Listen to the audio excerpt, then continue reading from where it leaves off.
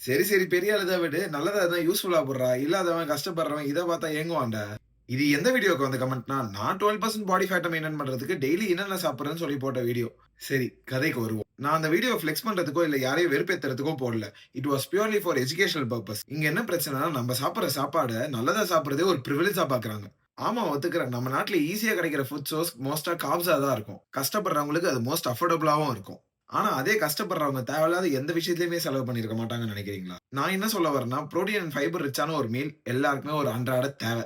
அத வாழ்வாதாரத்தோட இணைக்கிறத நிறுத்தணும்னு சொல்றேன். இந்தியால 90% ஆஃப் த பீப்பிள் புரோட்டீன் குறைபாடோட தான் இருக்காங்க. நான் டெய்லி இட்லி, தோசைன்னு சாப்பிட்டு நல்லா தான் இருக்கேன். என் அப்பா, அம்மாவும் நல்லா தான் இருக்காங்கன்னு சொன்னீங்கன்னா, நல்லா தான் இருப்பீங்க. நான் இல்லன்னே சொல்லல. 40, 45 வயசு வரைக்கும் பாடி நல்லா தான் இருக்கும். 45 வயசுக்கு அப்புறமும் நம்ம பாடியில புரோட்டீன் அண்ட் அதர் நியூட்ரியன்ட்ஸ் இல்லன்னா, நம்ம பாடி அத போன்ஸ்ல இருந்து எடுத்துக்க ஆரம்பிக்கும். நம்ம பேரண்ட்ஸ் முக்காவாசி பேருக்கு இருக்கிற முதுகு வலி, மூட்டு வலிக்கு இதுவும் காரணமா இருக்கலாம்.